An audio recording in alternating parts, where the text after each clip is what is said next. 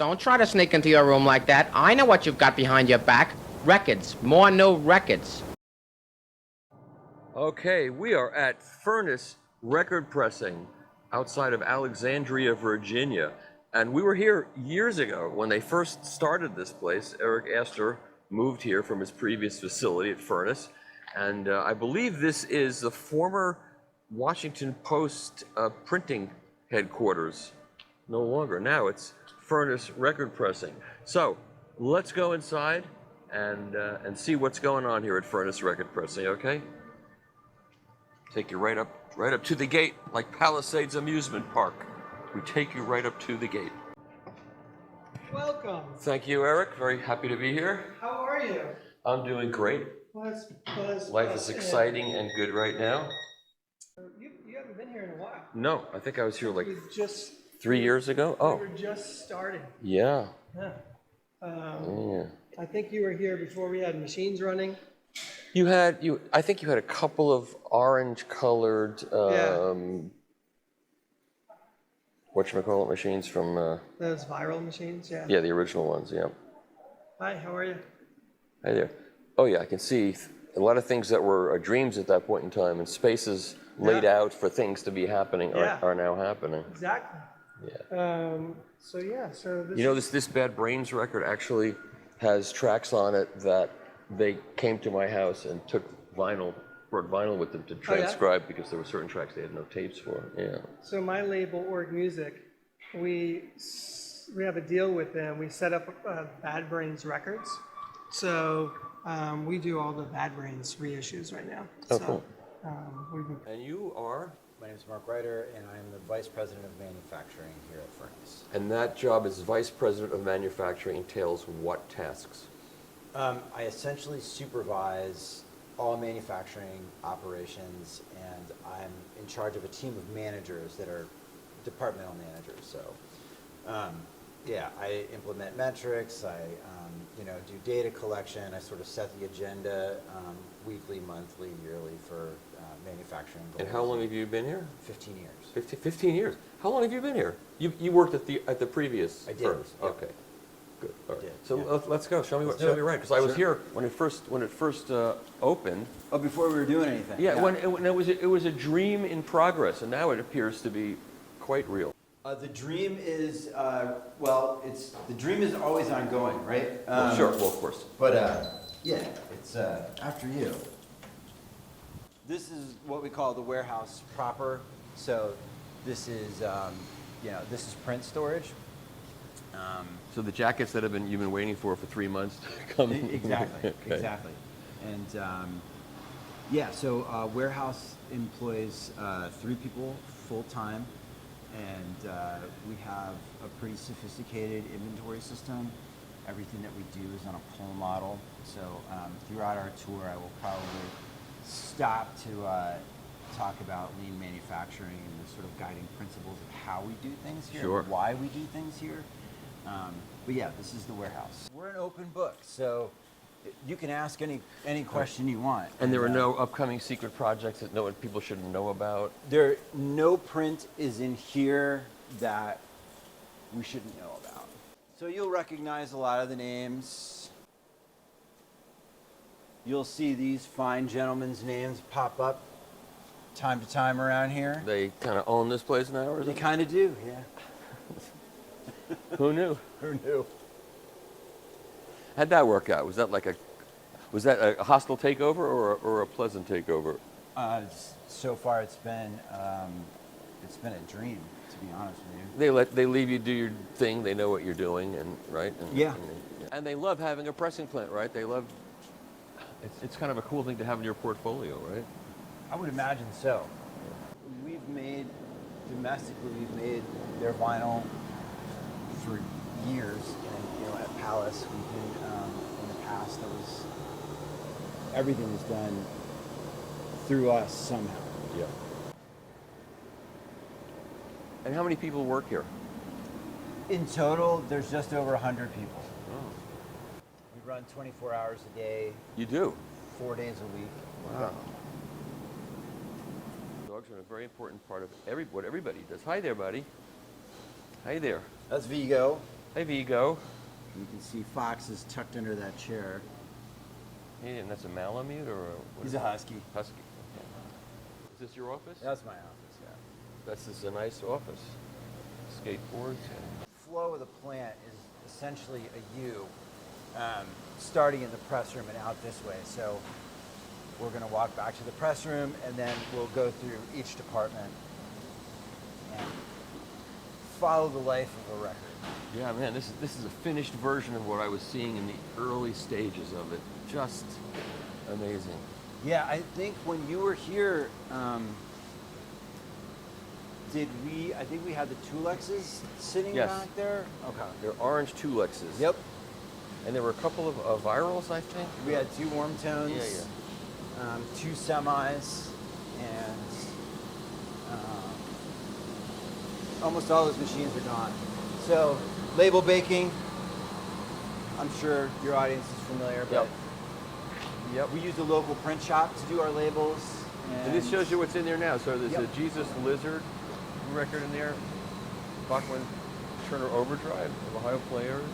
So yeah, labels are considered wet until they've been in the oven from 4 to 8 hours, depending on how they scope, how the humidity registers when they come out. So here you go. Oh, this is so different than Yeah. Yeah. So we're running 12 Toolex Alphas in here right now. We swapped the WarmTone's third man. So this guy's down for maintenance. You know, it's funny because years ago I started having an email conversation with the guy that owns the company, Toolex Alpha. Yeah. Because With Nicholas. Yeah, because Nicholas's father or his grandfather, somebody was involved with the original Toolex thing. And he had contacted me because he was getting all these, this is before the whole vinyl thing really took off. He was getting communications from Japan from people who had the older presses, the Toolex Alphas, and needed parts. And they wanted to know if he could probably supply them with any parts. Yeah. And of course, at that point, he had nothing really that he could do, but he found a guy that had all the blueprints. Yeah. You know, which at that point were not on computers, it was all hand-drawn blueprints. Yeah. And he started supplying parts, and then it evolved into this. It's unbelievable. And I flew with him on a plane to the Making Vinyl event. He helped us in a similar way when we still have the Toolexes here. And honestly, the reason that we've become adept at running these machines is because we went through the gauntlet of running those old Toolexes. Yeah. And they would just break down like every single, they were done, right? Yeah. They were tired.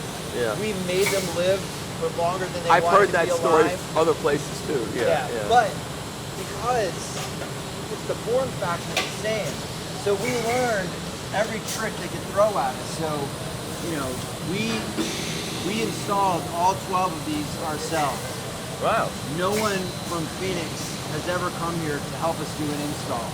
And I believe at the time, we are the only plant in the world to ever have done one with no consultation, on-site consultation. So as painful as it was to have the old machines and all the headaches involved in that, it was a learning experience for you so that you could do this. So it worked out okay, actually. Invaluable. Yeah. Incredible. How many of these guys at work here doing this ever thought they'd be doing this for a living?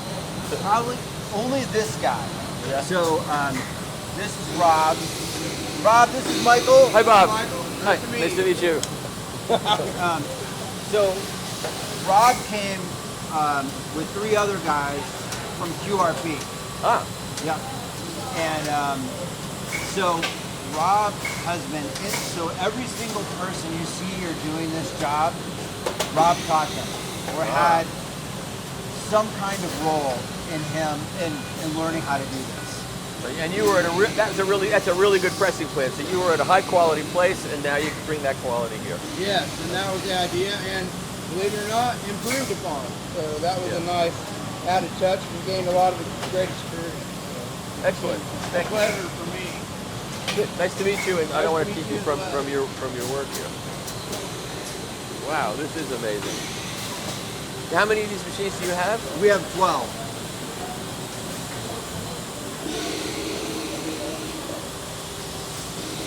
getting a die change.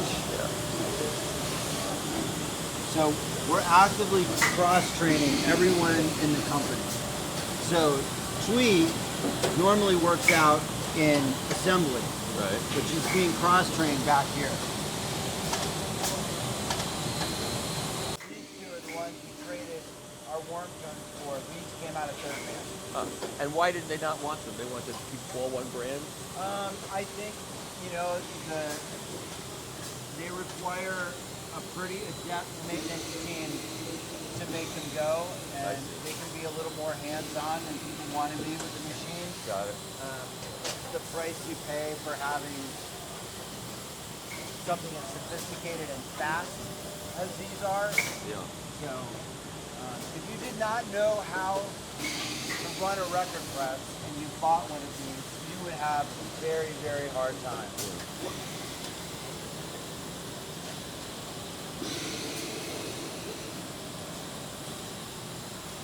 These are all dead records that we use as buffers for the cooling plates. So we don't want the cooling plate to ever touch a finished record. So the dead records go in between. Right. So all of these are records down in here that Yep. are pressed and going to be packaged and shipped. Yep. So you can see tin over here. So these are all stacked finished records.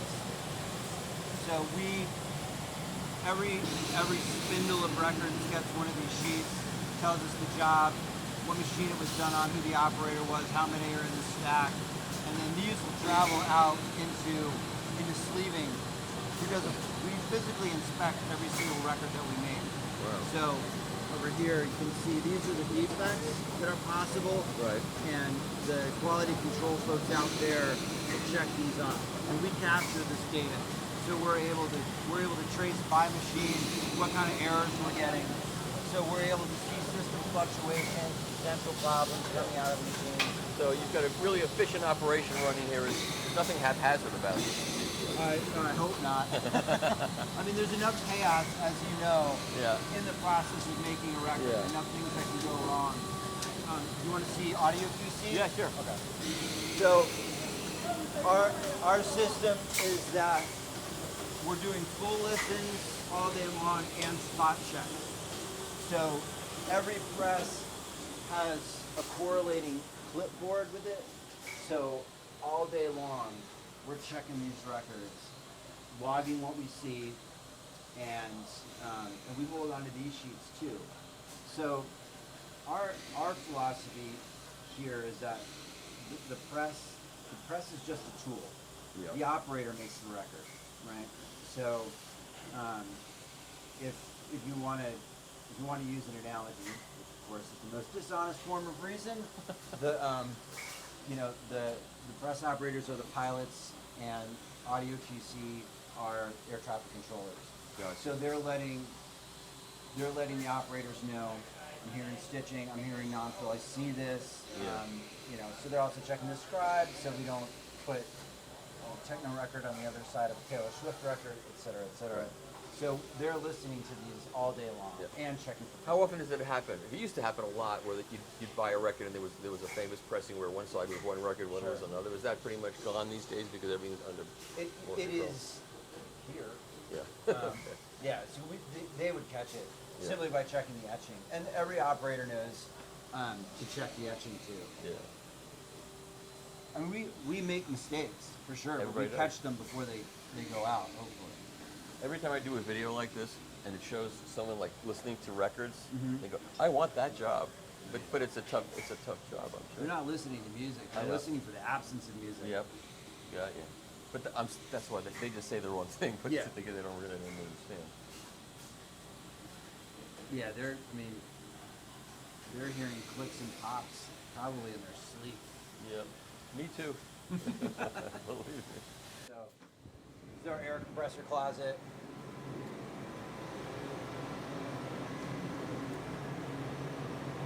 Big Kaiser air compressor in here. It's pretty toasty in this room.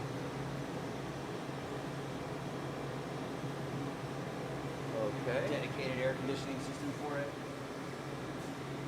You know what the electrical bill is for this place per month? I do. You don't have to tell me if you don't want to. Yeah, I mean we. Oh, you're using PS Audio Sprouts. That's a good use for a PS Audio Sprout because they sound good and they're compact. Yeah, we like to punish ourselves by checking everything on headphones. Yep. So, philosophy being, if it sounds good in headphones, it's going to stand a really good chance of sounding correct in speakers. This is true.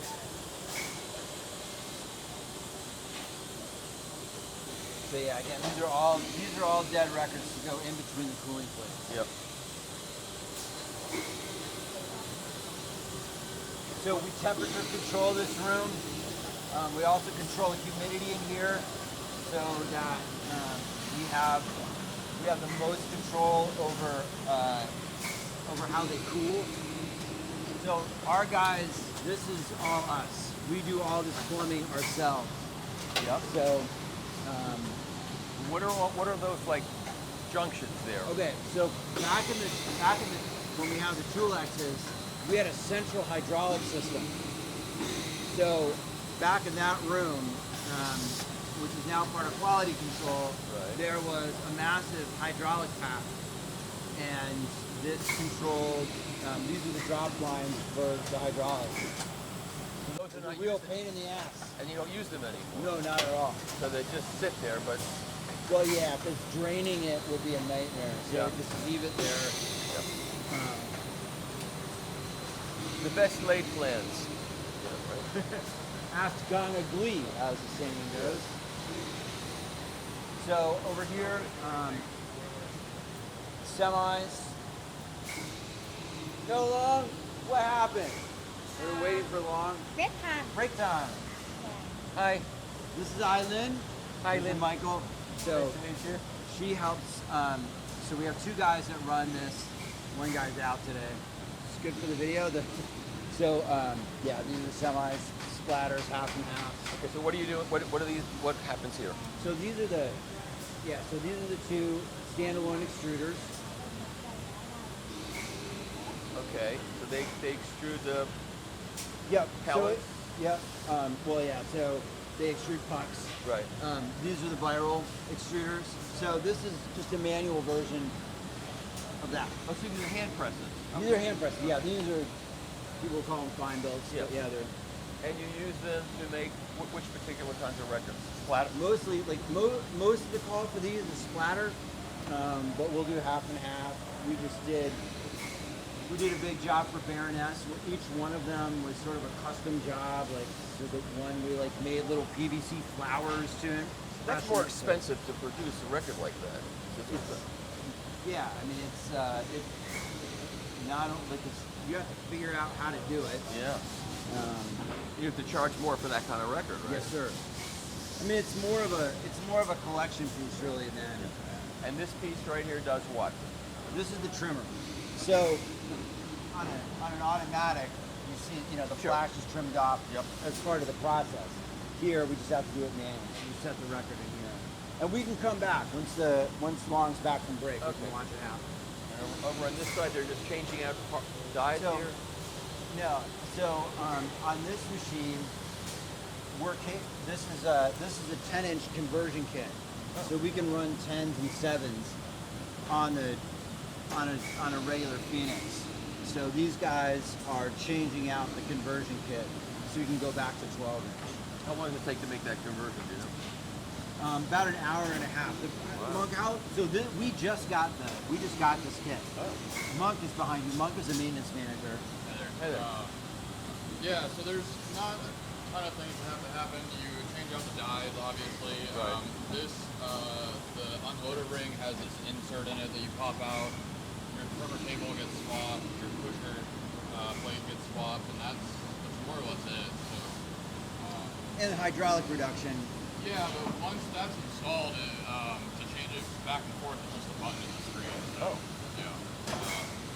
yeah, there's a little bit of upfront work that goes into it that's a little bit more involved, but then once you do that the first time, going back and forth after that is a lot faster. And so where did you get this expertise from? Honestly, kind of just learned by doing it here. Yeah. Is this what you thought you'd be doing at this point in your life? No, not at all. You enjoy it? I do, yeah. No, it's, You have a turntable and play records? yeah. How great is it? It's the greatest. Awesome, yeah. It is awesome. All right, great. Thank you so much. Yeah, no problem. Those are the pellets back there. Bags of pellets. Yeah. And who supplies your pellets? We use Plaschem out of Netherlands. Uh-huh. So,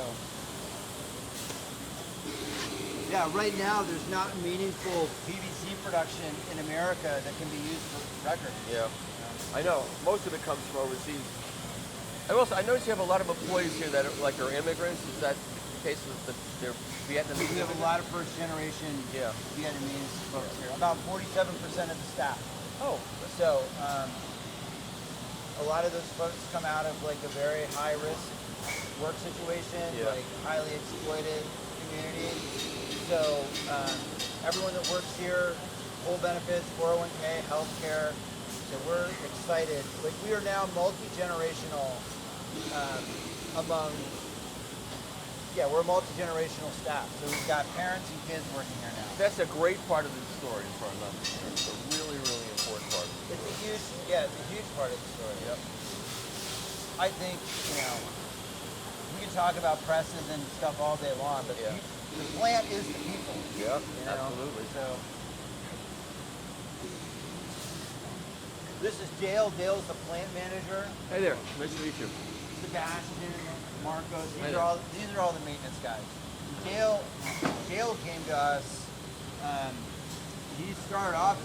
He was going to be a press operator, and then I learned that he's actually an electrician. Oh, helpful. He became instantly MVP. So now he's in charge of plant operations. So when someone's got to call Sweden to figure out what the hell is going on, it's Dale. Or Mon. Or Sebastian. They speak English. I know that. Okay. When they want to. Well, of course. When they want to pretend that they don't know what the hell is going on. Okay. The boiler room? Yeah, let's check the boiler room. It's a key aspect of a well-run pressing plant. So, this is a Mira. This is a 200 horsepower LX. So, steam in 5 to 7 minutes on startup. It's crazy efficient. We have a second one on order, so we'll lead lag them. One thing. Is it going to go there? It's going to go right there, yeah. So next week we'll start building the cement pad, and it'll go in there. The goal now is to reduce all single point failure, and the boiler represents single point. So we'll have a second boiler, a smaller second chiller. Where's the chillers, on the roof? Chiller's in the parking lot. We can go look at it. Yeah. So we have a 200-ton chiller with a ton of headroom on it. So we use chilled water. So these are CRAW units, computer room air handlers. Just cold water over a coil. So that's how we're controlling temperature in here. Ventilation above, exhaust above, but these are how we're keeping it cool in here. 2 years ago, we only had one of these things, and it got to 110 degrees in here. Oh, that's not good for working. No, we had to shut down. So we needed an easy solution, and this is how we do it. And this seems like a very pleasant work environment. Temperature, humidity, lighting, everything about it seems really pleasant. Yeah, I mean that all of that comes from our lean. Yeah, we'll wait for the extruder to heat up. Okay. So the guiding philosophy here is lean manufacturing. Right? Yep. So every single person here has the opportunity to examine the process that they're involved in and make improvements on it. So this is your label cup assembly, this pneumatic piston, the air cylinder that drives it down. So what we're doing right now, we're starting to notice that the extruder screws are dechroming. And we're having trouble figuring out why that's happening.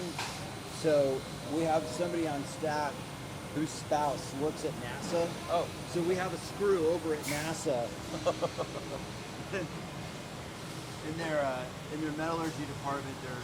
They're examining how strong the steel alloy is and how porous it is. So we've got some idea of why it's going on. Could it have something to do with the formulation of the pellets themselves? Some part of the Doubtful. Doubtful. The most likely. So these machines, we got them right when the pandemic started. Yeah. So there's a really good chance that they were probably formulated with Chinese steel. And remember, the Chinese were struggling with steel production integrity. So we think maybe we got And some of that. who bears the burden of paying for replacements? Is there a warrant? Do you get a warranty with these things? You do for some parts, but the screw is technically considered a wearable. Yeah. So- Like brakes in a car. Yeah, exactly. Okay, this is the water room. Here's water room. So the boiler requires 0 hardness. So these are water softeners. Right.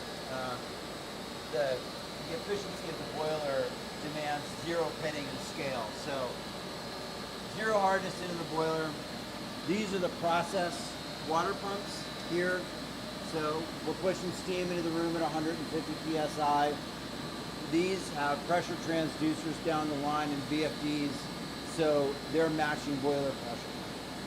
So that way we don't have a situation where the operator's trying to 'cause if you get pressure drops or inconsistent pressure across the two systems, you're gonna have a weird steam and cooling cycle, and the operator's gonna be chasing that. You don't want that. Cooling water, well, this is the hot water return tank. So it's 6,000 gallons a year, another 6,000 gallons of water in the system. And then this is our chilled water loop. So going out to the chiller and back, and then mixing with this mix valve up here, and then that becomes our processed water.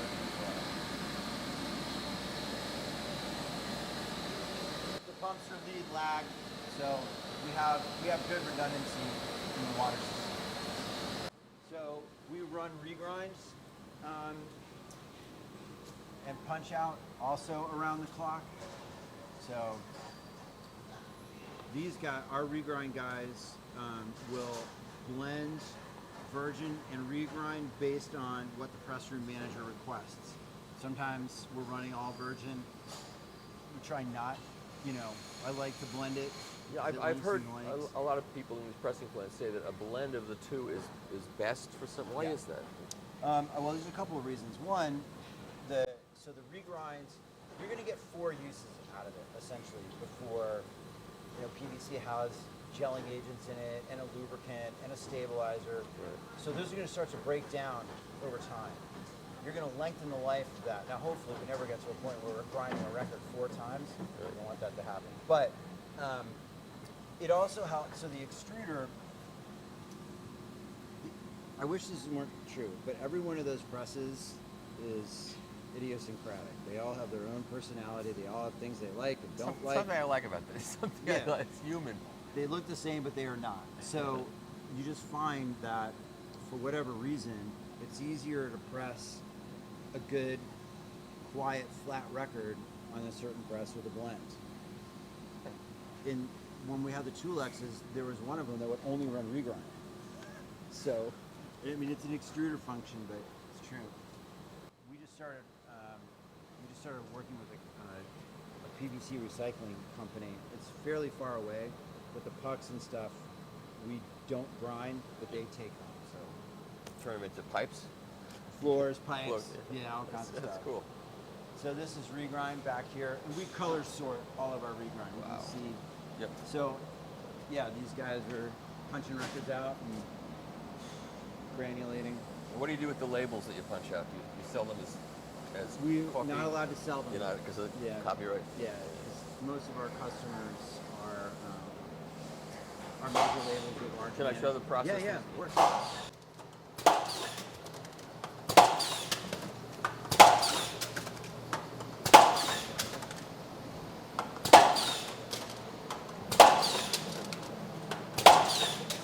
goes the shins album. The shins album is about to go and get its center cut out from it.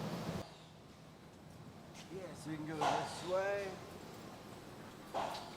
So yeah, so we learned during the pandemic to color sort all the regrind, which is extra labor, but has saved the day Yeah, makes many, sense. many times. Yeah. Because we couldn't get colors. Wow. A lot of, See, it seems like you got a big stock of this now. So, are you like running out of room to store it, or? No, so we have an adjacent storage space at the end of this building. So we've got 12,000 feet there, and then around the back where we're building our plating department, we've got storage there too. Okay. Maintenance office. There may or may not be a dog in there. Yeah, there's a Simba. Yeah. Restrooms, and then this is the panel room.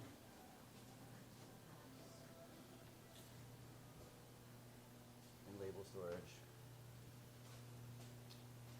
So this is the electrical. Yeah, we're using a tremendous amount of electricity, so we're also Looks like a pipe organ. we've got panels and switch gears in other people's suites. Oh. 'Cause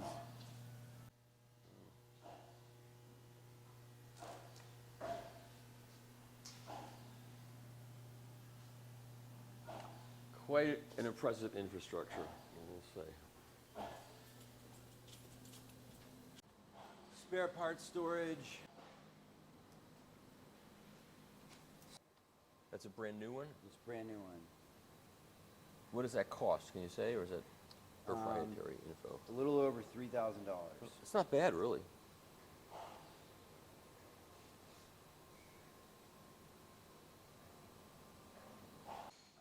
Two more. These are just the frames of two more semis. So we get more and more calls for splatter. Oh. So, actually, this is a Toolex. Is the Toolex hand press, or? It will become a semi-auto.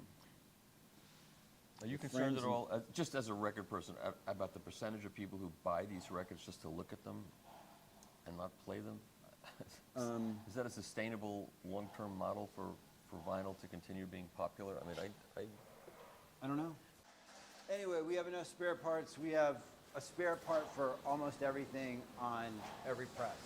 So if something fails, we can fix it. yeah. You don't want to be down, right? You We just don't want to be not down. wanna So we build a lot of our own material handling. Monk, who you met, is a welder. Yep. So we do a lot of our own welding, and yeah, the maintenance guys are all pretty handy. So cooled, finished records come out here, sit for 24 hours, and then into sleeving. And so in sleeving, every single record is physically checked. Wow. So they're checking the scribes, they're checking for the labels, and all of the sleeving techs know stitching, non-fill, and we have a flatness standard. So every record that we make must pass an audio quality check. Well, there is the audio QC, and Yeah, everyone must pass a physical check, or it ends up in regrind. Now, my understanding is that Eric and the furnace people originally invented all of this whole process of how the records are like, come down these chutes and how it's all packaged. It's a proprietary process that they invented. Yeah, so when we were at the old place, we had to monetize something that a lot of people consider to be a loss leader, which is assembly. So we had to get really fast and efficient at it. So this is the result of that, right? By the way, this is Vicky. She's in charge. Hi, Vicky. She's in charge of sleeving. She comes to us from Amazon and brings a deep scrap production background. So when Vicky got here, she was appalled by the kick-out rate which was double digits. We aim for Kick out 10 rate means what? means we find a record that we don't like and it goes to regrind. Right. And so because of Vicky's experience, we can talk about. Oh, thank you. We've been able to get our scrap rate down to about 5%, which has been a great improvement. So. And how do you do that? You threaten people? Or? cut little fingers off. You'll notice there's a lot of operators that don't have little fingers anymore. Just kidding. We try to maintain strict standards on when we're stopping machines when we see defects. So we do not continually make an hour's worth of bad records. We monitor in QC. Every machine is checked hourly in the QC department. And what comes out here, everything 100% is checked. So we definitely, here is the last ditch to keep it from going to the customer. On the front end, we try to make better records to begin with. Yeah. And you oversee all of that. And that's critical to having an efficient rerun operation. Yes, sir. I hope you're well compensated for that. Yes, sir. So we figured last year what scrap cost us 1.6 million. Dollars? Yep. And this year we're fractional. Wow, Of that's that. fantastic. Congratulations. Yes. Thank you, thank Job you. well done. And that's lost labor, material, the whole thing. Sure, right? of course. So, It's a good sounding record. Look at how many there are. That's a lot of. How many records did you say I'm looking at of Thomas Rhett's record? I think that the total order was 10,000 for this one. Hey Thomas, if you're watching this, can you send me a copy of this? I'll review it. I promise. Okay. All right. So this is assembly. Same principle, finished records, QC records come over here into jackets. Our ladies, when they're cooking, can do between 7.5 to 9.5 parts per minute by hand. Well, people get their record, they open it up, and they don't think about how the record got into the sleeve and got into the jacket and got the shrink wrap. I mean, the whole process is intense, and people It's a lot. just don't think about it. They need to think about it.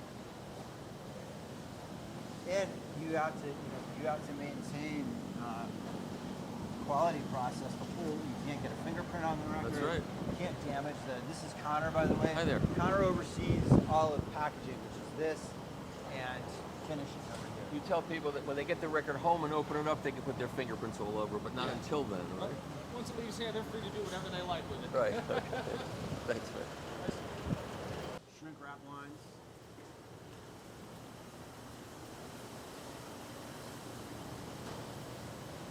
This is Michael. Hi, Michael. Michael, Michael, too. Michael has been here nearly as long as I have. We like to say that these machines have not died because Michael has not given them permission to die. So these machines are both over 30 years old. So you see a shrink every morning. You see a shrink. That's good. And he's well wrapped.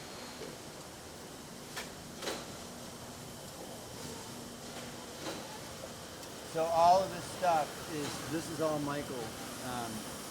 This bounces so that when the record hits it. Yeah, I remember seeing it when I was here last time. How that worked. How easy it is to turn it around with just that little thing there. But the spring in the thing is what stops it from getting dented because it gives every time.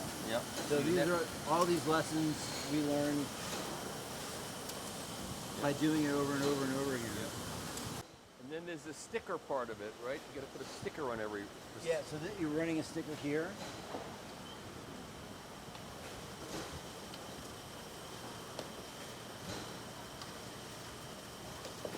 So the longer records are booming, the more stickers they tend to get. Yeah. So we've had records where there's 4 of them. And so Michael has found ways to invert these, but 2 of them in line so that we can automate the whole thing. So it goes through numerous times to put No, just only one time. to get all the stickers. on. Yep. Wow. Michael, what's the most number of stickers you've put on at once? 4 stickers. All automated. So Oh, I remember this thing. This turns around. it's still here. Still here. Saves doing its thing, saves time. It's all the efficiency of all the little things that are done.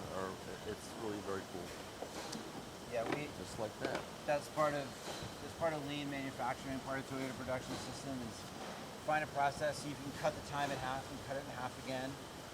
And there's no one And these are made out of old telephone spools. Yes, sir, they are. Yeah. Instead of making a Casters under there. And instead of making a table out of it, you make a useful thing for record production. I like that. And those flags represent all the countries to which you ship records? Or all the people that work here. Everybody's Oh, country that of is origin. so cool. I think that is absolutely cool. Let's show that.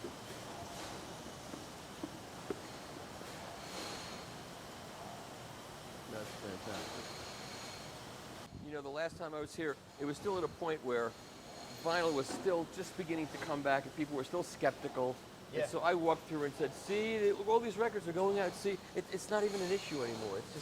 It's happening now, and it's not even anything that has to be defended or encouraged. It just Yeah, is. I mean, it's been out long enough now that it's going to start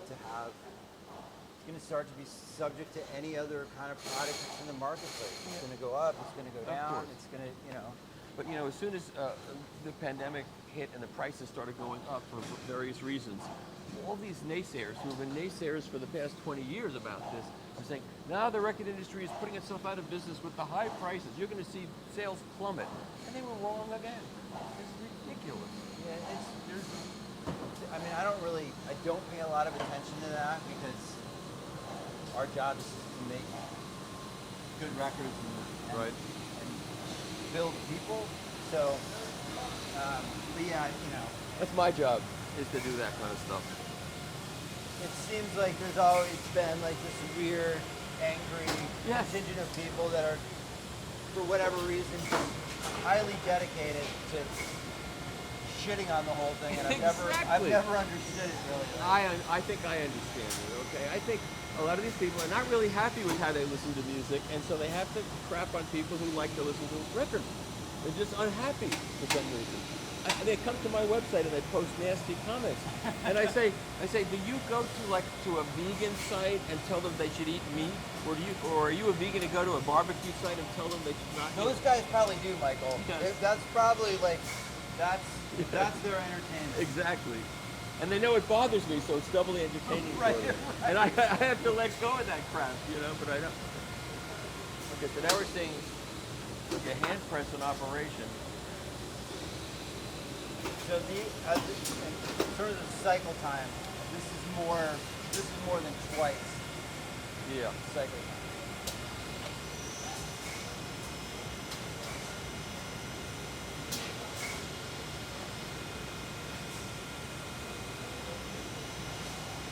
And that flash becomes regrind also? Yep. Hanging by a thread. So right now they're pressing not colored records, but You're pressing black. why are they pressing black record too? Is it like a premium price to press a hand record? Or? No, what they're probably doing is finishing off a large run that we weren't able to finish because we ran out of labels or I we see. compromised I a lot see. of stampers. So they're knocking out. It's easier to switch these machines over. Got you. And do that machine. Right. Yeah, I got it. And your chances of damaging a stamper on install on these is much smaller than on an automatic. Yep. So 'cause all it takes is this to go across the surface I and get code. Yep. So this is a finish-up job. It's Queens of the Stone Age record, and we ran out of stampers on this. Wow. We managed to break every one of them. It's a 200-ton train chiller, 2 compressors. It's crazy oversized for the application, which is why we're able to cool the facility with it. So you cool the whole facility and We cool olive pressing with it, and starting next summer, we'll actually cool the production floor with it too. wow. Does this run 24/7? We never shut it off except for maintenance. How often does it need maintenance? Have to clean the coils a couple times a year. It gets serviced quarterly for checking sensors. And Yeah.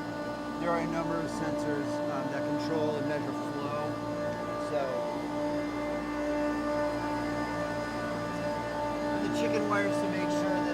raccoons and squirrels don't take them. Yeah, good idea.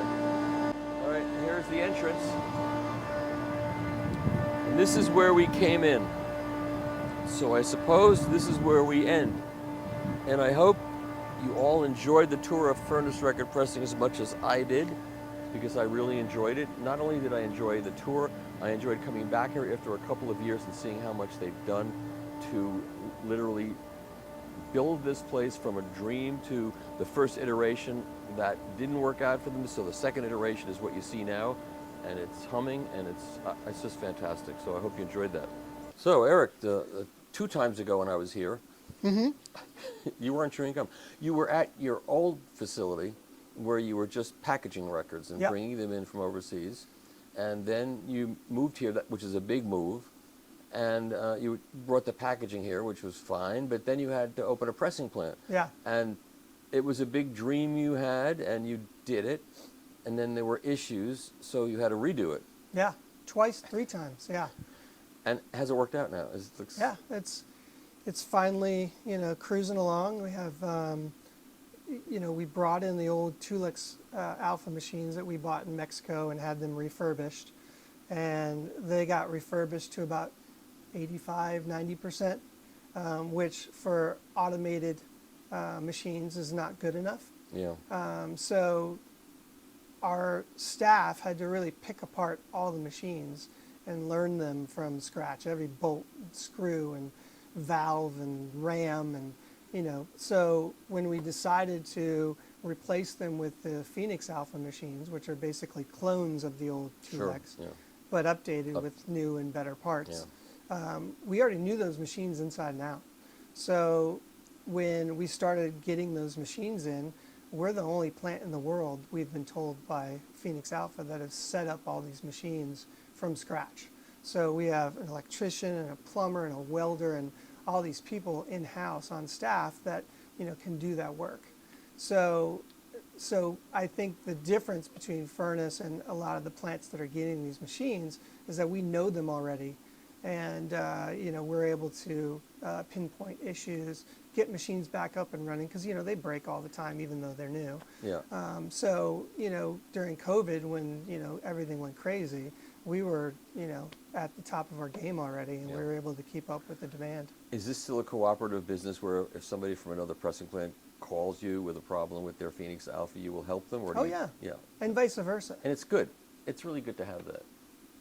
You got T-shirts for Michael? Nice. Put them right there.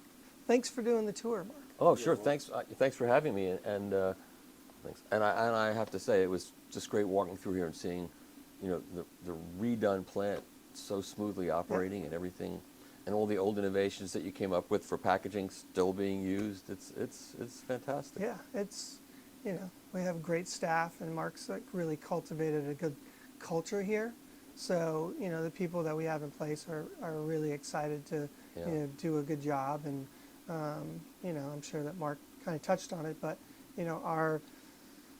it's all about quality over quantity, and What is your output? Can you say how many records you press a day? when we're buzzing, we can press about between 25 and 27,000 on the top end. Wow. So if we have a lot of larger jobs, without setups, that's kind of like our max. But generally now we're doing some smaller runs and there's more setups. So I think our average is like 20. But we can really ramp up when we get a big job. So. And business is still good. Yeah, it's kind of dipped a little bit which is natural, because during the pandemic everyone was ordering, tons and tons of catalog, for example. So they were ordering like 12 months at a time just to get whatever they can, because they wanted those evergreen titles to stay in press. So now that lead times are kind of getting back to normal, they're ordering 2 or 3 months at a time. So, and they're still trying to get rid of and sell through this huge amount of records that they ordered during the pandemic. So I think that's starting to correct, and the order volume's going up again. But frankly, it's given us a little bit of time to do some R&D and add the 7-inch and 10 inches that we want to. We're going to resuscitate some old presses and do some more splatters and picture discs and stuff like that. How much of what you do is repressing records that have already come out, or how much of it is new records? I think it's probably 50-50. Oh, that's healthy. Yeah, so we have a lot of new stuff, but you know, the evergreen titles, you know, just if you look at all the top vinyl sales from all the, you know, retail coalitions, indie coalitions, you know, a lot of them are all evergreen titles, like Fleetwood Mac and Pink Floyd, Yeah. Beatles. I mean, that's always like in the top It's 10. amazing. It's Yeah. like classical music was, Yeah. or it still is to a certain degree. Well, it's like, you know, there's always a 13-year-old, you know, turning, you know, 13, 14 years old, and they're all buying all this old stuff that, Yeah. you know, they hear about. And, you know, TikTok is an amazing thing, too. I mean, it's so different than when I grew up, where everyone was kind of in a, you know, in a scene or in a clique, you know. So, you know, I was into punk rock, so I never thought I would listen to Rumors and, you know, all of this stuff. But, you know, I was talking to, you know, an owner of a store up in Baltimore last night, and he's like, yeah, kids come in, they buy some new stuff, but then they buy used records that, you know, it's almost always Fleetwood Mac, or it's always, you know, something that we grew up with, Yeah. you know. So, you know, so those titles just sell and sell and sell and press and press Yeah. and press, yeah. That's great. Yeah. All right, well, thanks for having me, and Thanks this for was coming. wonderful, and I enjoyed every bit of it, and maybe I'll come back in 3 more years, and you'll have some new things to show me. That'd be awesome. And you'll come back from being on tour for a while. Yeah. How was yeah. the tour? Good? Yeah, it was fun. Like we were together. What's the you name of know, the band? It's called Samuel SC. So it used to be just Samuel, and this was before Google, right? So, you know, it was the name of our singer's cat. She was like in love with her cat. So, you know, it was just like a small band. We didn't really think much about it, but it just got kind of, you know, we became like fairly popular in this whole like underground indie scene, and put out a couple 7-inches, and then, you know, we were about to, you know, Who put pressed out- your records?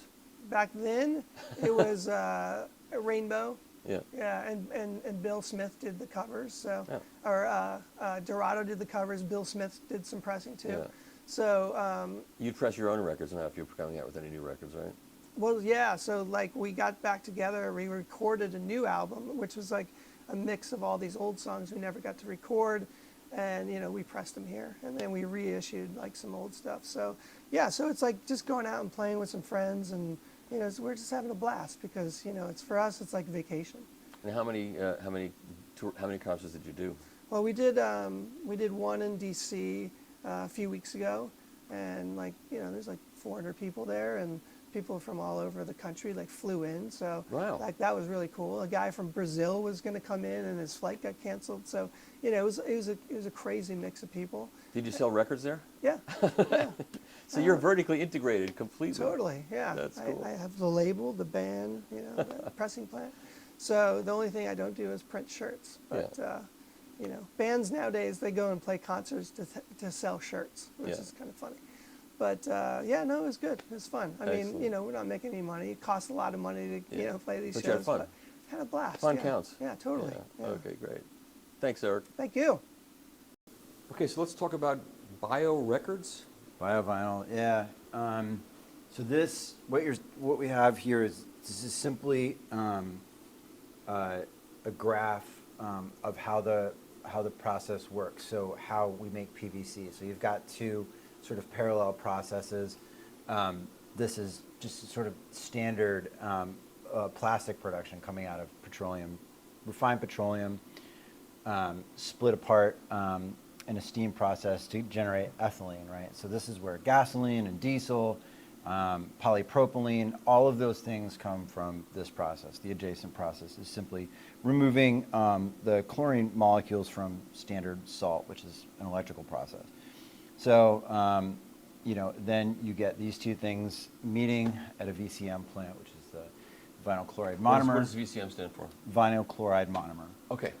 Right. So then it becomes this is polymeritization. So it's a chain. It creates a chain. Exactly. Yep. Okay. So we're combining chlorine and ethylene to make PVC resin. So this is a carbon intensive process. It's Yep. you know, it's plastic production. So it's petroleum based. Here is biovinyl, And there's a number of different ways. This is a total simplification of the process, but really like what the difference is the way that you're getting to ethylene.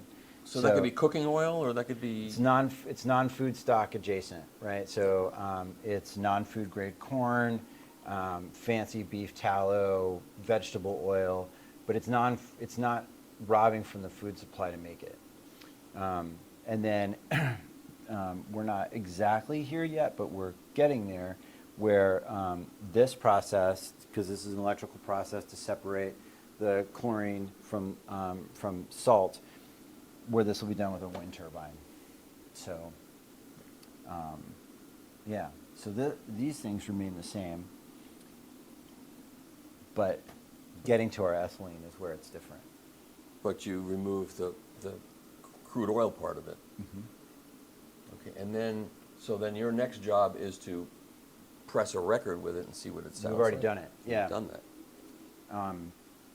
So it behaves identically to regular PVC. So we... Sounds good? Sounds quiet? Exactly the same. It's Is it more expensive? Right now it is. Yeah. How much more is it? I think between 70 and 90 cents per unit. But this is something that this process is something that is happening in Europe a lot faster than North America. Most progressive things. Exactly. Hey, I did not make politics. I'm not bringing politics into Yeah. this. Yes, I am. But they're going to be forced into greening their process, and I think the more that this becomes the norm, the prices will go down. But we got to start somewhere, Yeah. and we feel like it's important to us as a company, and we try to recycle as much as we can, and we've got a lot of eco things in the building. So this is obviously the next step for us. So a band could ask for this and tell their fans they have to charge a little bit more to be ecologically and environmentally responsible. The That's most very cool. important thing, though, is the certification, which we're going through right now, the Yeah. ISCC certification. What does that stand for? ISCC. Oh, it is the Is it International. Sustainability the sustainable. No, carbon's in the. Michael, don't put this on the I video. won't. Don't worry. I don't remember ISC. It's International Sustainable Carbon Commission. I think. Hold on. And the whole thing is that it's to prevent greenwashing. They are auditing all the way down the supply chain. So starting with that, first step, all the way through the compounder, which is the company that we buy the material from, down to us, right? So, periodically they'll audit that whole chain, and the whole idea is, how many records did we press? Does that match the amount of material that we bought? And then going back to our supplier, like, how much did you sell? And then they can go to us and say, This is like that- organic certification. Yeah. So the whole idea is like, this isn't a greenwashing thing. This is a real thing. Yeah. And it's audited very strictly, and it costs us a lot of money to get certified. So we're taking the process very seriously, and we'll be the first and hopefully the only company at first to really promote it and popularize it, and then hopefully after that other plants will get certified and follow our lead. That's great. But the records sound exactly the same as Okay. a standard. That's too bad. I thought maybe they could sound better. Yeah, I was right. It's International Sustainability and Carbon It's Certification. International Sustainability. And Carbon Commission. Okay. So Certification. We're excited about it.